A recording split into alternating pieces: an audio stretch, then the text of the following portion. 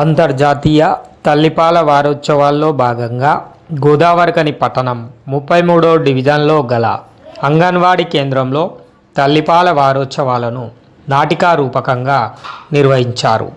గర్భిణీ స్త్రీలకు, బాలింతలకు తల్లిపాలపైన అవగాహన కల్పించారు. నవజాత శిశువులకు తల్లిపాలు అందించడం వల్ల రోగ నిరోధకత అత్యధికంగా లభిస్తుందని అంగన్వాడీ టీచర్లు మరియు ఆరోగ్య శాఖ అధికారులు పేర్కొన్నారు. అనంతరం వారు మాట్లాడి నాటికా రూపాన్ని ప్రదర్శించారు. ఈరోజు తల్లిపాల వారోత్సవం అనే కార్యక్రమాన్ని మన 33వ డివిజన్లో ఉన్న అంగన్వాడీ సెంటర్లో జరుపుకుంటున్నాం. ఈ కార్యక్రమంలో తల్లిపాల యొక్క ఉద్దేశం తెలపాలి. అంటే డెలివరీ అయిన వెంటనే ఫస్ట్ తల్లికి ముర్రుపాలు వస్తాయి. ఆ ముర్రుపాలు డెలివరీ అయిన అరగంట లోపలనే మనం బేబీకి ఒకవేళ పట్టించినాం అనుకోండి, ఆ పాలల్లో ఇమ్యూనిటీ ఎక్కువగా ఉంటుంది కనుక రోగనిరోధక శక్తి, తట్టుకునే శక్తి బేబీకి వచ్చే అవకాశం చాలా ఎక్కువ ఉంటుంది. అందుకోసమని ముర్రుపాలను ఖచ్చితంగా తెలియని వాళ్ళు అవి పాలు రెడ్ కలర్లో ఉంటాయి కనుక ఆ పాలను పిండి పారబోస్తూ ఉంటారు తెలియని వాళ్ళు. అందుకోసమని అవగాహన పెంచడం కోసమే తల్లిపాల వారోత్సవాలు అనేది జరుపుకుంటున్నాం. ముర్రుపాలు గురించి తెలిస్తే ముందే డెలివరీ అయిన వెంటనే బిడ్డకి ముర్రుపాలు పట్టిస్తే వాళ్ళకి రోగనిరోధక శక్తి పెరుగుతుంది, ఎలాంటి అంటువ్యాధులు సోకకుండా ఉంటుంది, బిడ్డ అన్ని పరిస్థితులను అంత వాతావరణాన్ని తట్టుకునే శక్తి పెరుగుతుంది. అందుకోసమని మనం ముర్రుపాలు పట్టించే విధంగా అందరికీ చెప్పాలి. అలాగే ప్రతి తల్లి తన పాలనే ఇవ్వాలి, డబ్బా పాలను ఇవ్వకుండా పాలు వచ్చే విధంగా 2 years వరకు మన తల్లి పాలు ఇస్తే పిల్లలకి తల్లులకి మధ్య వాళ్ళకి అన్యోన్యత పెరుగుతుంది.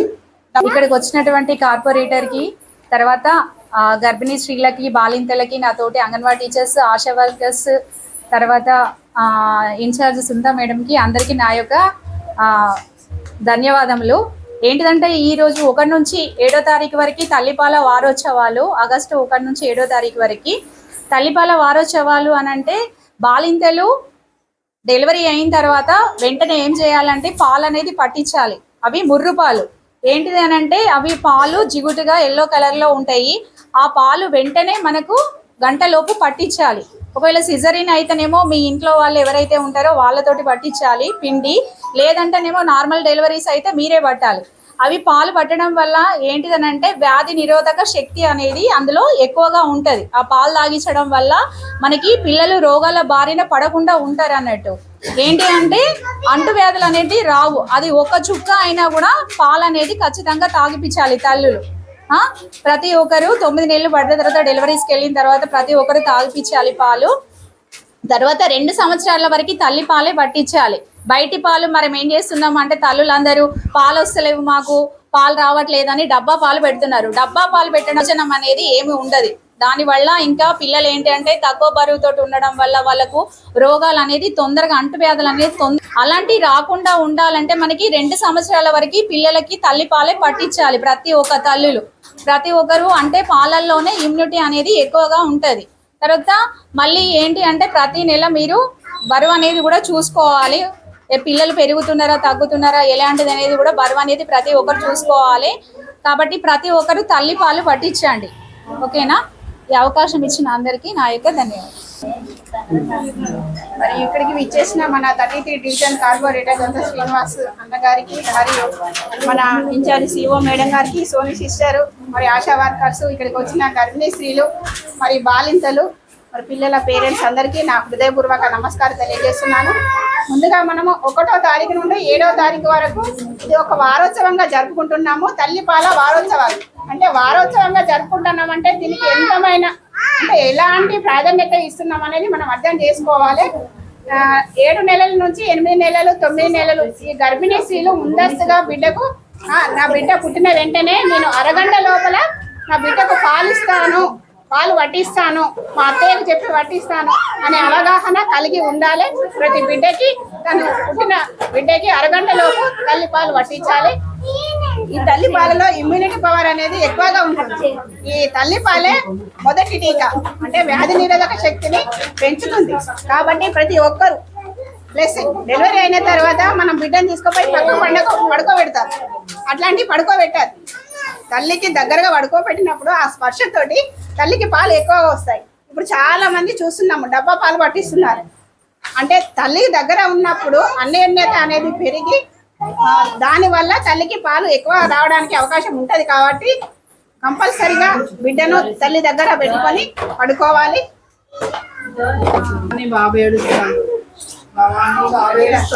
పాలు పట్టేయండి, డబ్బా పాలు పట్టేయండి అత్తయ్య. మీరు చెప్పండి తనకి డబ్బాలో పోసేయండి. నేను పట్టేయను, నాకు బిజీ ఉంటా కదా, నేను జాబ్ చేస్తున్నా కదా. పాలు పట్టేయడం వల్ల ఇబ్బంది అవుతుంది జాబ్ లో. సరే అయ్యా నువ్వు పట్టించు మరి పాలు, డబ్బా పాలు పట్టేయండి, ఏం కాదు. నాకు ఇబ్బంది అవుతుంది కదా జాబ్ చేసే దగ్గర. ఇంట్లో ఉంటే అయితే పట్టేయచ్చు కదా, జాబ్కి వెళ్ళే కాడ ఇబ్బంది అవుతుంది కదా ఎప్పటికి పాలు ఇవ్వడం అంటే పిల్లలకి. మీరే పట్టేసేయండి డబ్బా పాలు. వాళ్ళు తాగపోయినా కూడా మనం గంట గంటకు లేపి ఇవ్వాలి పాలు. అలా ఇవ్వడం వల్ల రోగ నిరోధక శక్తి అలాంటి ఇలాంటి రాకుండా, జబ్బులు రాకుండా మంచి ఆరోగ్యంగా పిల్లలు తెలివితేటలతో మంచిగా ఎదుగుతారు. సరే అత్తయ్య, ఈరోజు ఏం ఆర్డర్ చేసుకున్నాం? బర్గర్ ఆర్డర్ చేయాలా? నా ఇష్టం ఏదైనా ఆర్డర్ చేయి. నేనేం తినొచ్చా? తినొచ్చు. నేను గూగుల్లో సెర్చ్ చేసిన మనకు పిల్లలు పాలు ఇవ్వట్లేదు కదా, పాలు ఇస్తే ప్రాబ్లం అయితే డబ్బా పాలే కదా, ఆర్డర్ చేస్తున్నా. సరే ఆర్డర్ చేయి.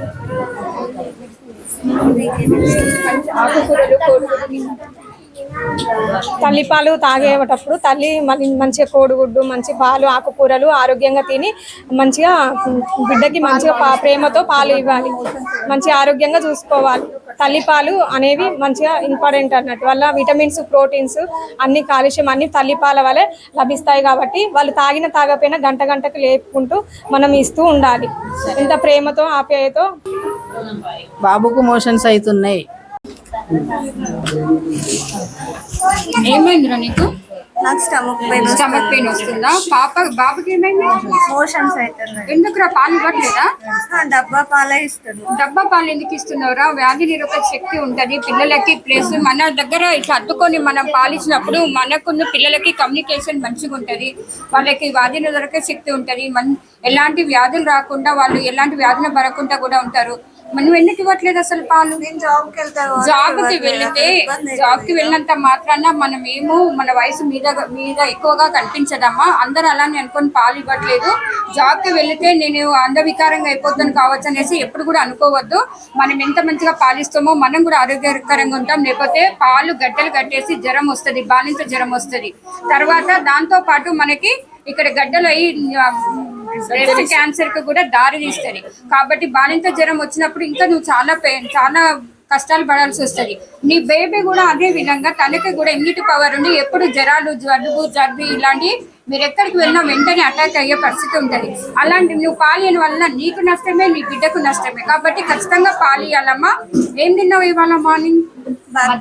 బర్గర్స్ అలాంటివి తినొద్దమ్మా. లీఫీ వెజిటేబుల్స్ తినాలి, ఆకుకూరలు ఎక్కువగా తినాలి, కోడిగుడ్డు ఉడకబెట్టింది తినాలి.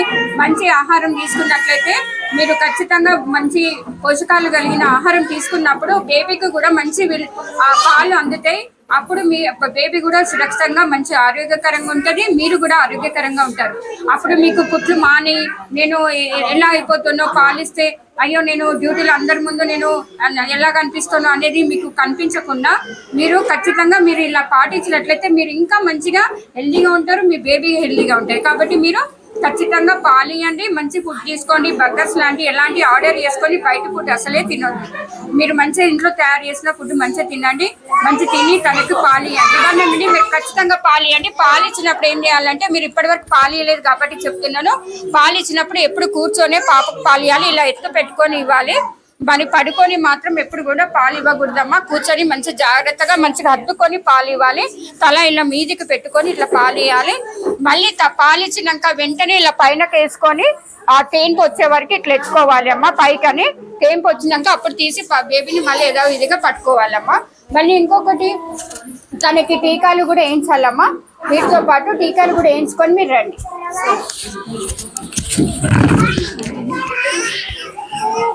ఎలా ఉన్నావురా? బాగున్నావా? ఎలా ఉంది బేబీ? ఎట్లా ఉంది? హెల్దీగా ఉందా? ఓకే, చాలా మంచిగా ఉంది కదా. మంచి పాలు ఇస్తున్నా మంచి పాలు ఇచ్చినప్పుడు నీకు ఎలాంటి సమస్య ఉండదు, మీ బేబీకి ఎలాంటి సమస్య ఉండదు, నీకు కూడా ఎలాంటి ప్రాబ్లం లేదు కదా, పాలు మంచిగా వస్తున్నాయా? ఓకే అమ్మ, మంచిగా మనం పాలు ఎప్పుడైతే ఇస్తూ ఉంటామో ఆ పాలు ఇంకా బేబీకి ఇంకా మంచిగా హెల్దీగా ఉంటారు, లేకపోతే బేబీకి ఏదో ఒక రకంగా జ్వరాలు అవి ఇవి వస్తాయమ్మా. మీరు ఖచ్చితంగా పాలిస్తున్నారు కాబట్టి మంచిగా ఉంది, మీ బేబీ మంచిగా హెల్దీగా ఉంది, చూడడానికి వెయిట్ కూడా మంచిగా ఉంది. మళ్ళీ ఇంకొకటి ఏంటంటే మీరు పాలు ఇస్తున్నారు ఓకే, కానీ మనం పద్ధతి ప్రకారం ఇవ్వాలి. ఏంటిదనంటే అరగంట సేపు అటువైపున ఇవ్వాలి, అరగంట సేపున ఇటువైపు ఇవ్వాలి. ఇచ్చినాక మనము బేబీ పడుకుంది అనేసి వదిలిపెట్టొద్దు అన్నట్టు. హాఫ్ అన్ అవర్ ఇచ్చేసినాక బేబీ పడుకుంటుంది. పడుకోకుండా మీరు ఆ బేబీని కొంచెం అటు ఇటు కూర్చొని ఇస్తారు కదా, అటు ఇటు చేస్తూ మీరు అరగంటనే కాకుండా ఇటు సైడ్ 1 అవర్ ఇటు సైడ్ 1 అవర్ ఇవ్వాలి. ఎందుకంటే అరగంట మా సేపు ఎలాంటి పాలు వస్తాయి అంటే పాలును కొన్ని పోషక విలువలు కలిగిన పాలు వస్తాయి.